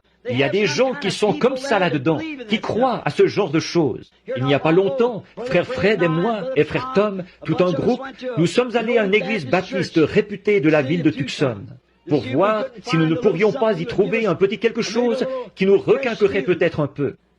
Et le ministre a dit quelque chose au sujet des gens en Égypte. Quand ils sont partis, ils mangeaient de l'ail et tout, et ils voulaient retourner là-bas manger ça. Il a dit, ça ressemble un peu aux gens d'aujourd'hui. Et nous, tout le monde, on a dit, Amen. Je n'ai jamais vu une bande pareille. L'église entière a perdu le prédicateur de vue, ils se sont retournés pour voir qui avait dit Amen. Ils ont eu une frousse terrible. Ils ne savaient pas ce qu'il y avait. Alors que David a dit, poussez vers l'Éternel des cris de joie. Célébrez-le sur les harpes, célébrez-le avec le luth, que tout ce qui respire loue l'Éternel, et louez l'Éternel. Dieu se réjouit dans son peuple, que ceux qui ont du savoir disent Amen quand on dit quelque chose de juste. Pourquoi ne pas abandonner ce système et ces citernes du monde pour vous tourner vers le système fidèle de Dieu, c'est-à-dire le puits artésien, Jésus-Christ? Pourquoi ne pas vous tourner vers lui, alors que Dieu est notre provision abondante de joie, notre provision abondante de louange, notre provision abondante de satisfaction? Le calme de mes nerfs vient de Dieu. Quand je suis dans tous mes états, je trouve ma satisfaction en Christ. Pas dans une cigarette, pas dans les choses du monde, pas en adhérant à un credo, mais en le trouvant lui, la parole promise, qui a dit, si je m'en vais, je reviendrai pour vous prendre avec moi. C'est là que je trouve ma joie. Il est ma joie. Aujourd'hui, ils disent qu'en adhérant à ces choses et qu'en formant ce Conseil mondial des Églises, ils vont faire un endroit où on pourra mieux vivre. Sincèrement, ce que j'en pense, c'est qu'ils vont faire un endroit où on pourra mieux pécher. C'est simplement, toute la chose, c'est du péché de toute façon, pas pour y vivre, mais pour y mourir. De faire un endroit où pécher, au lieu d'un endroit où vivre. Toute autre chose, tout ce qui n'est pas Jésus-Christ et sa parole de vie, c'est une citerne crevassée. Tout ce qui essaie de remplacer cela, tout ce que vous essayez de faire pour en retirer de la paix, tout ce que vous essayez de faire pour en retirer une consolation, toute joie que vous recevez de quoi que ce soit d'autre pour remplacer ceci, c'est une citerne crevassée remplie de saleté. Lui, il donne une satisfaction parfaite. Je me souviens, ici en été, il y a quelques années, je suis sorti par la porte de derrière. Un jeune galopin qui était là m'a dit, il a dit, vous savez, la raison pour laquelle vous parlez toujours comme ça des femmes, parce qu'elles portent des shorts et tout, il a dit, c'est parce que vous êtes un vieil homme. Il a dit, c'est pour cette raison-là. J'ai dit, écoute, quel âge as-tu? Il a dit, 27 ans. J'ai dit, quand j'étais bien des années plus jeune que toi, je prêchais la même chose. J'ai trouvé une source de satisfaction. Il est ma portion. Amen. Tant qu'il pourvoit, c'est ça la beauté. C'est ça l'art pour moi. C'est de le contempler, lui, de regarder sa main à l'œuvre et de voir ce qu'il est en train de faire. Je ne connais point d'autre source. Oh, précieux est le flot qui me rend blanc comme neige. Je ne connais point d'autre source, rien d'autre que le sang de Jésus. Il y a une source remplie du sang, des veines d'Emmanuel. Tout pécheur plongé dans ce flot est lavé de tout péché. Je vous le dis, je ne connais point d'autre source que cette source-là. Elle m'a purifié quand j'étais sale. Elle me garde purifié parce que je veux vivre tout près d'elle. Boire de cette eau fraîche qui remplit mon âme de joie. Je peux être abattu au possible, avoir l'impression de ne pratiquement plus pouvoir tenir un autre round, de ne plus pouvoir aller ailleurs. Alors je peux m'agenouiller et mettre le doigt sur une promesse, dire, Seigneur Dieu, tu es ma force, tu es ma satisfaction, tu es mon tout en tout. Je peux sentir quelque chose qui se met à bouillonner à l'intérieur de moi, là. Je reprends le dessus. J'ai passé le cap de la cinquantaine. Alors je me réveille le matin. Vous savez ce que c'est? J'ai toutes les peines du monde à sortir un pied du lit. Oh, on n'y arrive pratiquement pas. Il y a quelqu'un à la porte qui frappe. Ou Billy qui me dit qu'il y a une urgence quelque part, que je dois y aller. Et je me dis, comment vais-je arriver? J'essaie de sortir un pied du lit. Je pense, tu es la source remplie de ma force. Amen. La force et le secours me viennent de l'Éternel. Tu es mon puits artésien, tu es ma jeunesse. Ceux qui s'attendent à l'Éternel renouvelleront leur force. Ils s'élèveront avec des ailes comme l'aigle. Ils courront et ne se fatigueront pas. Ils marcheront et ne se lasseront pas. Seigneur Dieu, il est de mon devoir d'y aller. On m'appelle à être à mon poste. Et tout à coup, quelque chose commence à gargouiller à l'intérieur de moi. L'autre jour, dans un petit bâtiment, je faisais une réunion ici à Topeka, dans le Kansas. Il y avait un jeune homme, un jeune prédicateur, un de mes premiers commanditaires. Frère Roy, assis ici, se rappelle où c'était. Là-bas, dans ce grand endroit, il y avait ce ministre était allé sous le toit ou quelque part. La paroi latérale s'était effondrée. Il s'était retrouvé écrasé là-dessous. Le jeune homme allait mourir. Son foie avait été perforé. Sa rate s'était déplacée sous l'impact. Plusieurs tonnes s'étaient écroulées sur lui. Au petit déjeuner, j'étais assis. Je parlais à ma femme. J'ai dit, ma femme, tu sais, si Jésus était ici, sais-tu ce qu'il ferait? J'ai dit, quand il m'a parrainé, je crois à cette parole, c'est Christ qu'il parrainait. Et j'ai dit, ça, c'est une ruse du diable. J'ai dit, si Jésus était ici, il irait imposer ses mains saintes sur lui. Ce garçon se rétablirait, que son foie soit déchiré, peu importe. Il se rétablirait, parce que Jésus irait là, en sachant exactement qui il est. Il connaissait son appel, les Écritures avaient raison, elles donnaient en lui la confirmation qu'il savait qui il était. Et sans l'ombre d'un doute, il lui imposerait les mains et il dirait, « Mon fils, sois rétabli ». Il repartirait. Et j'ai dit, il n'y aurait pas assez de démons en enfer pour tuer ce garçon à ce moment-là. J'ai dit, il se rétablirait. Mais j'ai dit, tu vois, chérie, lui, c'était Jésus, les mains saintes de Dieu. J'ai dit, moi, je suis un pécheur, je suis né d'une naissance par le sexe. Mon père et ma mère étaient tous les deux pécheurs, et moi, je ne suis qu'un moins que rien, un minus. Et j'ai dit, mais sais-tu quoi? Si le Seigneur me donnait une vision et qu'il m'envoyait là-bas, alors là, ce serait autre chose. J'ai dit, j'irais lui imposer les mains, il quitterait ce lit s'il me donnait une vision. Alors je me suis mis à réfléchir. Après tout, s'il y avait eu la vision, qu'est-ce qu'il y aurait eu? Ça aurait été les mêmes mains sales sur lui? Ah oui, le même homme qui aurait prié pour lui, les mêmes mains sales. Alors je me suis mis à penser, je suis son représentant. Alors Dieu ne me voit pas. Le sang de celui qui est juste repose là-haut sur l'autel. C'est ce qui intercède pour moi. Il est celui qui me suffit, il est ma prière, il est ma vie. J'ai dit, la seule chose qui m'amènerait à poser avec foi mes mains sur lui, c'est parce que j'ai la foi dans la vision. Et sans la vision, la même foi ferait la même chose. Alors je peux considérer que moi, je ne suis rien, mais considérer que lui, il est mon tout en tout. Il est ma vie, il est celui qui me mandate. Aucune dénomination ne m'a envoyé, c'est lui qui m'a envoyé. Alléluia, j'y vais en son nom, je vais lui imposer les mains. Je suis allé là-bas imposer les mains à ce garçon, et ce soir-là, il était à la réunion parfaitement rétabli. Amen. Oh oui, il est cette source. Je ne connais point d'autre source, rien d'autre que le sang de Jésus. Je suis un individu méprisable, je suis un vaurien, c'est ce que nous sommes tous, mais devant Dieu, nous sommes parfaits. Soyez donc parfaits, comme votre Père Céleste est parfait. Comment pouvez-vous l'être? Parce que quelqu'un qui est parfait nous représente là-bas. Cette source est là, tous les jours, fraîche. Pas quelque chose qui est stagnant, mais une source fraîche, tous les jours, qui efface tous mes péchés. Il est cette source. Maintenant, pour conclure, je dirai ceci. Toutes les choses qui diffèrent de ceci, ce sont des citernes crevassées, qui finiront par laisser s'écouler ce que vous y mettez. Si vous mettez tous vos espoirs, tout votre temps et tout dans une de ces citernes d'eau stagnante, Jésus a dit que c'était des citernes crevassées. Dieu a dit, elles sont crevassées, elles laisseront s'écouler tout ce que vous y mettrez. Elles ne vous avanceront à rien parce qu'elles couleront. En effet, c'est lui le seul moyen d'arriver à la vérité, à la vie, à la joie éternelle et à la paix éternelle. Il est le seul moyen d'arriver à cela. Oh là là, l'inépuisable source de la vie, c'est Jésus-Christ. Pourquoi? Et qui est-il? La parole, le même. La parole, la vie, la source, le même hier, aujourd'hui et pour toujours. Pour le vrai croyant, c'est là qu'est sa joie suprême, sa vie suprême.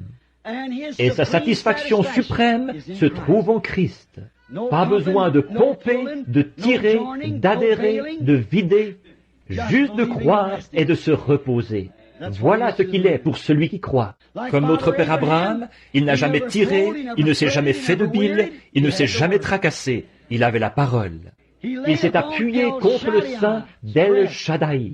Abraham, quand il avait 100 ans, Dieu lui est apparu et lui a dit « Je suis le Tout-Puissant ». Le mot hébreu, c'est El Shaddai, ce qui veut dire « celui qui a des seins ». Et tu es vieux, et tu n'as plus de force, mais appuie-toi simplement contre mon sein. Nourris-toi en puisant ta force dans cette source. Amen. Qu'est-ce qu'il a obtenu en s'y nourrissant? Un corps neuf. Il a eu le bébé de Sarah. Et 50 ans plus tard, il a eu 7 enfants d'une autre femme. Oh, El Shaddai.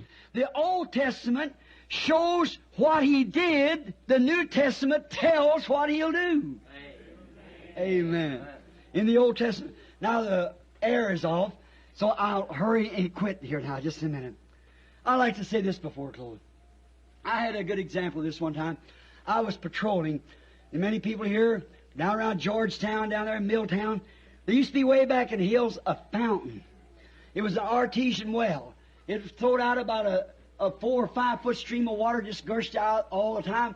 And a great big fountain around there, and right around was a lot of this here pennyroyal, you know, and stuff growing there, that mint like. And oh, I used to just thirst to get there. Oh my, to get to that fountain. And I'd lay down by this thing and just drink and sit down and drink, wait. And a year after year, I'd still come to this same fountain. It never did cease, winter or summer. They couldn't freeze it. You can't freeze an artesian well. Oh no. Peu importe combien il peut faire froid, ça ne gèlera pas. Vous pourrez geler une citerne. Une petite gelée suffira à faire ça, voyez. Mais tout ce qui bouge, qui a de la vie à l'intérieur, ça se déplace. On ne peut pas geler le puits artésien. Peu importe l'abattement d'esprit qu'il y a dans un lieu, ce puits est toujours vivant. Vivez à ce puits. Et j'ai remarqué là, je passais par là et j'y buvais. Et oh là là, de l'eau vraiment fraîche. On n'avait jamais à se tracasser. Je me demande, si je vais là, je me demande s'il a cessé de couler. Il coule. Un vieux fermier m'a dit, il a dit, mon grand-père y buvait. Et il a dit, il n'a jamais perdu d'intensité, ni rien. C'est toujours le même puits. Il jaillit et se déverse dans la rivière bleue, là. Je me suis dit, oh là là, quel endroit idéal pour s'abreuver. Je faisais un détour d'environ 1 mille à pied pour venir à cet endroit-là, parce que c'était vraiment l'endroit rêvé où aller boire. Oh, qu'elle était bonne, cette eau-là. Oh là là. Je me retrouve dans le désert, en Arizona, là, et j'y pense encore. Ce puits merveilleux là-bas, si seulement je pouvais m'allonger près de lui. Comme David le disait une fois, oh, si je pouvais une fois encore boire à ce puits, s'il pouvait seulement s'y rendre. Un jour, je me suis assis et il m'est arrivé une drôle de petite chose. J'ai dit, qu'est-ce qui fait que tu es toujours si heureux? Je souhaiterais être heureux comme ça, mais je ne t'ai jamais vu triste depuis que je viens ici. Il n'y a absolument rien de triste en toi. J'ai dit, tu es toujours rempli de joie, tu sautilles et tu bouillonnes, et tu es tout excité.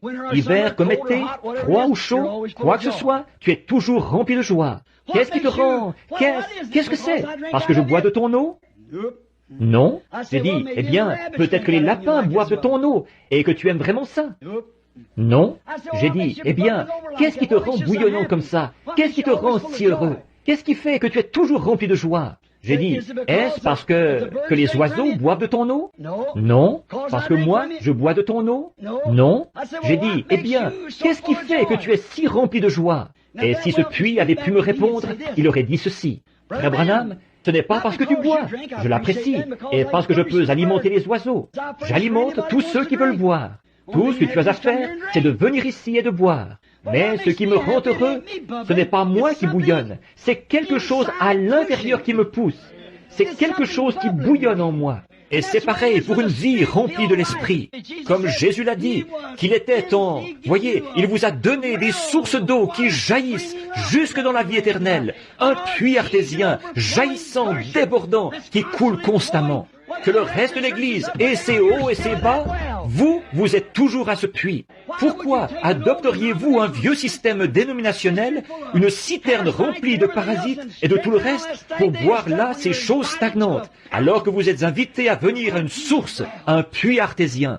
Je le revois encore pousser et jongler et gargouiller et rire et jubiler et sautiller et gambader. Par temps froid, pluvieux, chaud, sec, quand le reste du pays se desséchait, il bouillonnait comme toujours. Parce qu'il était profond, il avait ses racines tout au fond dans les rochers. C'est de là qu'il émergeait. Oh, que je vive près de ce puits bouillonnant.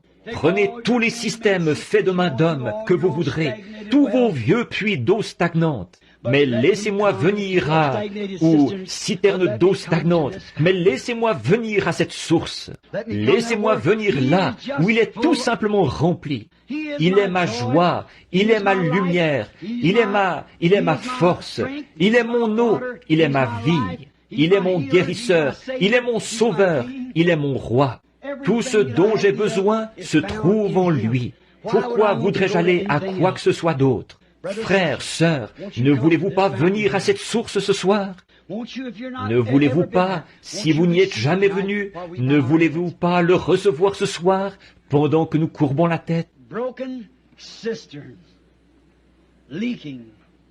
Des citernes crevassées qui coulent, qui sointent, le monde qui s'y infiltre, la saleté des étables et des autres époques.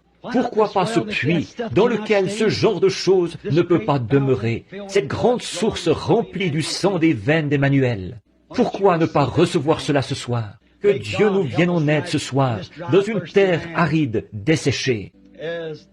Comme le prophète l'a dit, il est le rocher dans une terre altérée. Il est cette source.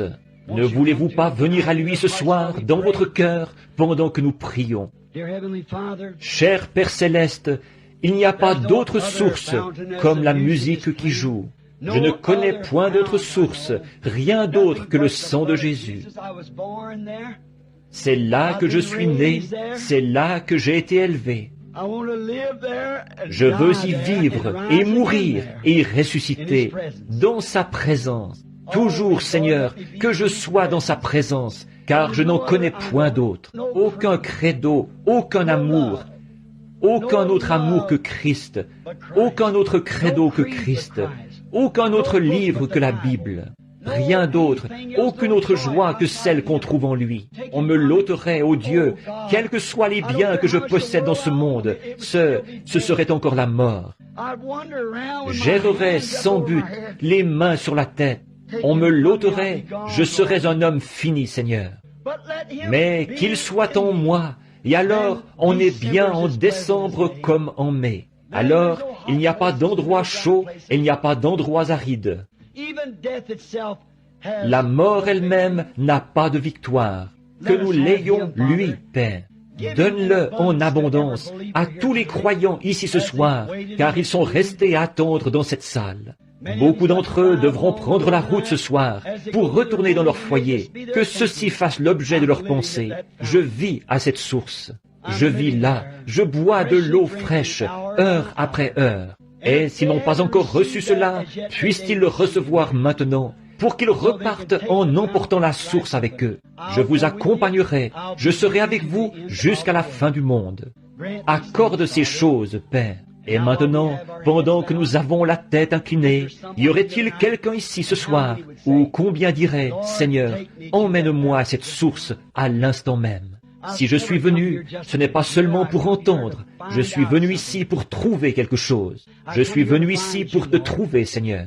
J'ai besoin de toi ce soir. Viens dans mon cœur à l'instant. Veux-tu le faire, Seigneur? Que Dieu vous bénisse. Que le Seigneur bénisse chacun. Père, tu as vu les mains, même debout et le long des murs, et dans les autres pièces, dehors. Tu les as vus, Père. Je te prie de pourvoir à tous leurs besoins. Peut-être qu'ils ont bu à une vieille citerne, Seigneur. Juste une halte de mi-chemin où un homme a creusé une citerne. Elle s'est contaminée par toutes sortes de doctrines bizarres qui nient la parole. Je prie, Père, que ce soir ils viennent à lui, lui qui est cette source de la vie.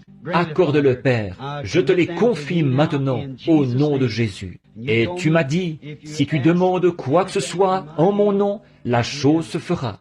Or, je ne le demanderai pas, Seigneur, si je ne pensais pas que la chose se ferait. Je le dirai alors seulement comme un rituel routinier. Mais je prie pour eux avec sincérité. Je prie pour eux en croyant que tu accorderas ce que tu as promis. Et maintenant, je les détache de cette citerne ce soir. Je les détache de ce lieu où ils buvaient, où ils ne sont pas satisfaits, pour les emmener à cette source. Je le fais au nom de Jésus-Christ. Ils sont à toi, Seigneur, qu'ils s'abreuvent à toi, l'eau vive, la source d'eau vive. C'est au nom de Jésus que je le demande. Amen. Accorde-le, Seigneur.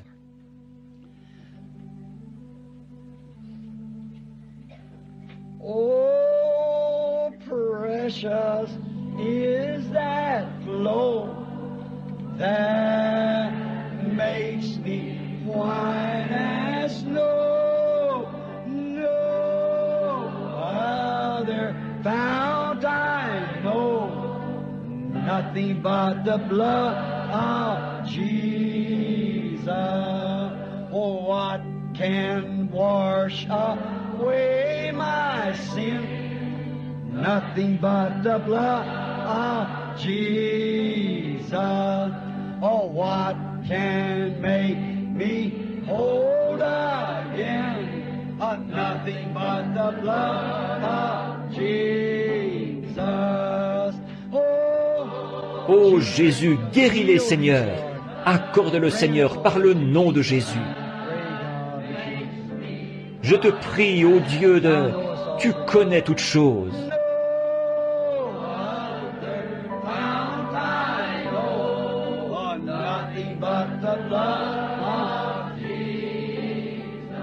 Pensez-y, je ne connais point d'autre source. Je ne connais rien d'autre que lui. Je ne désire connaître rien d'autre que lui. Rien d'autre que le sang de Jésus.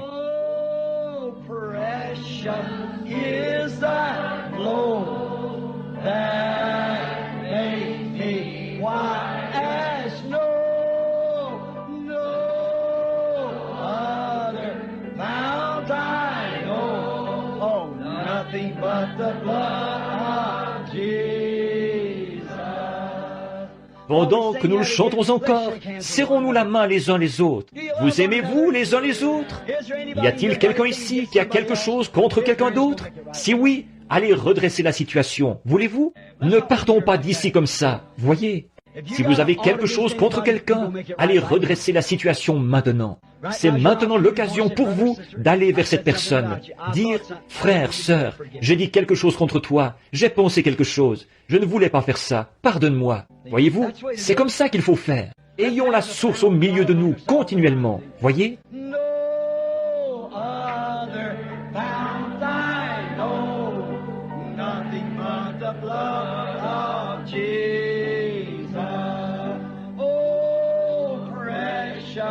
Is a flow that makes me white as snow. Oh, no other fount I know, nothing but the blood of Jesus. Oh, il est merveilleux, n'est-ce pas? Point d'autre source. Nous ne nous contaminerons pas par d'autres choses. Nous nous sommes séparés, nous avons laissé le monde derrière nous. Nous ne voulons plus de l'ail et des citernes crevassées de l'Égypte. Nous sommes en route avec le Seigneur Jésus, ce rocher frappé. Amen. Nous mangeons de la manne qui vient d'en haut et nous buvons. Nous mangeons de la nourriture d'ange et nous buvons au rocher. Amen.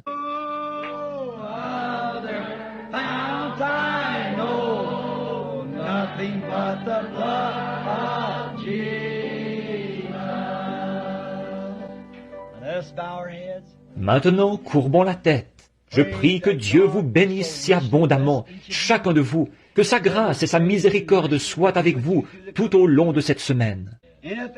Et s'il arrivait quelque chose, que l'un de vous passe de l'autre côté du voile, là, souvenez-vous bien qu'il n'y a que quelques heures de sommeil et de repos jusqu'à ce que nous nous revoyions. Souvenez-vous que les vivants qui seront restés ne feront pas obstacle à ceux qui sont endormis. car la trompette de Dieu, cette dernière trompette, la 6e vient juste de sonner. Et cette dernière trompette, comme le dernier sceau, ce sera la venue du Seigneur.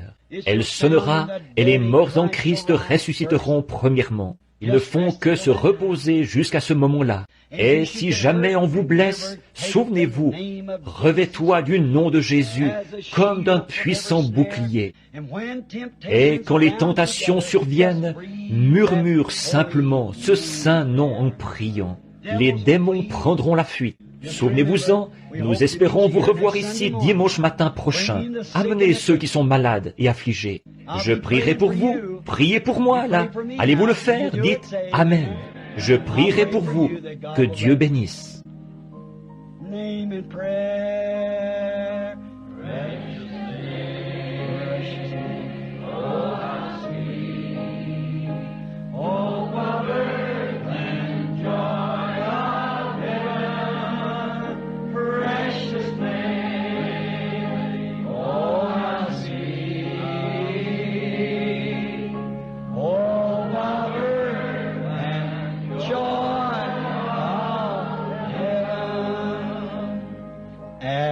The name of Jesus bowing, falling prostrate at his feet.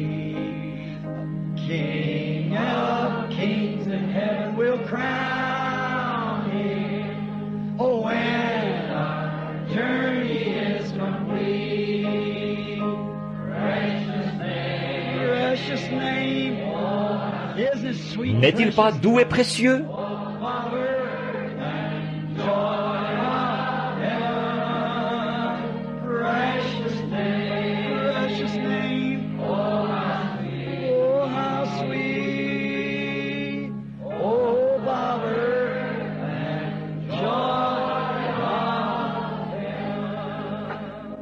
C'est toujours si pénible de vous quitter. Bien que je sache que vous êtes en train de griller, mais il y a quelque chose vraiment. Nous allons encore un couplet de quelque chose. Voulez-vous? Voulez-vous? Béni soit le lien, sœur. Combien connaissent ce vieux chant? On le chantait il y a des années. Et je pensais ce soir, demain, c'est ce qu'il reste des centaines. Quand on chantait ce chant, partout dans le tabernacle, en se donnant la main, béni soit le lien. J'en ai inhumé un grand nombre juste ici au cimetière. Ils attendent, je les reverrai. Je les vois de temps à autre en vision, quand je regarde de l'autre côté du voile. Ils sont là. Courbons la tête maintenant, pendant que nous chantons.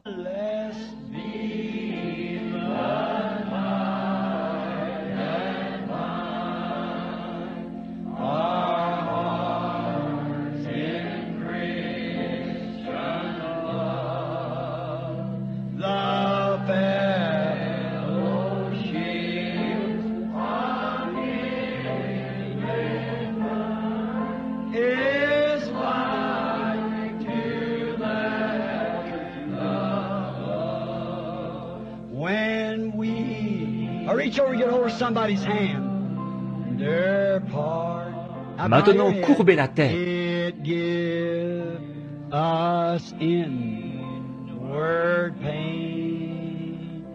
But we shall still be joined in heart and hope to meet again. Avec nos têtes inclinées, je remets la réunion au pasteur maintenant, et qu'il termine par